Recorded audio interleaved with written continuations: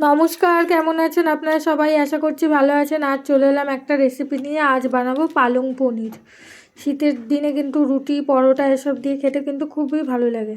তার জন্য এখানে খানিকটা পালং শাক নিয়েছি আর কড়াইতে জল বসিয়ে দিয়েছি, দিয়ে লবণ দিয়ে পালং শাকটাকে 2-3 মিনিট মতো ভাপিয়ে নেব। পালং শাকটা একটু ভাপিয়ে তারপরে এটা মিক্সিতে বেটে নেব। এটার মধ্যে কিন্তু আমি লঙ্কা কিছুই দিইনি। আর একদমই কম উপকরণে, ঘরোয়া উপকরণে রান্না হয়ে যাবে। পালং শাকটাকে তুলে নিচ্ছি। এবার এই কড়াইতে দিচ্ছি যে সাদা তেল, দিয়ে দিচ্ছি একটু জিরে ফোড়ন, আর দেবো দারচিনি আর এলাচ ফোড়নে।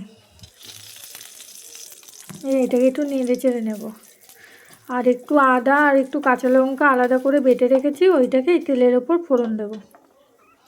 যখন এই আদা কাঁচা লঙ্কাটা ফোড়ন দিয়েছি না, তখন না খুব সুন্দর একটা স্মেল এসছে, খুবই ভালো লাগছিলো।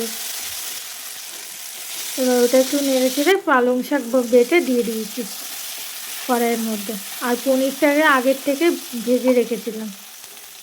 এবার দিচ্ছি একটু জল, দিয়ে এটাকে একটু নুন, হলুদ, জিরের গুঁড়ো দিয়ে এটাকে ফুটাবো। হালকা হলুদ দেবো, হলুদ না দিলেও হয়, আমি একটুখানি দিয়েছি। হলুদ দিলে শাকের কালারটা অন্যরকম হয়ে যায়। এবং সম্পূর্ণ নিরামিষ স্টাইলের পালং পনির হচ্ছে, আপনারা ট্রাই করে দেখতে পারেন।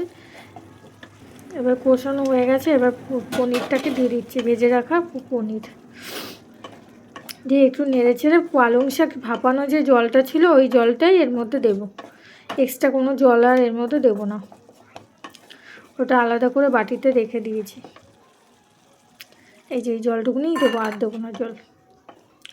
দিয়ে এটাকে ভালো করে ফুটিয়ে নেব। দিচ্ছি একটু পরিমাণ মতো চিনি, দিয়ে এটাকে আরেকটু নেড়ে ছেড়ে শুকাবো। কেমন হলো আপনারা জানাবেন। Like, comment, share and YouTube থেকে দেখলে সাবস্ক্রাইব করে আমার পাশে থাকবেন। অবশ্যই ফেসবুক থেকে ফলো করবেন কিন্তু। আর একটু ধনেপাতা উপর থেকে ছড়িয়ে দিয়েছি, দেবো একটু গরম মশলা আর ঘি। গ্যাসটা অফ করে দিয়ে নামিয়ে নেব। ফুটে এসছে, এবার দিচ্ছি, গ্যাস অফ করে দিয়েছি, দিচ্ছি গরম মশলা আর একটু ঘি। এটাতে স্মেলটা আরও সুন্দর হবে, খেতে কিন্তু দুর্দান্ত লাগে। আপনারা কিন্তু ট্রাই করে দেখতে পারেন এইভাবে। আমি অন্য ভিডিওতে দেখেছি পেঁয়াজ, আদা এগুলো সব দিয়ে রান্না করে, কিন্তু এইভাবেও তো খুব ভালো লাগে। আজ তাহলে আসি, টাটা, বাই বাই। আপনারা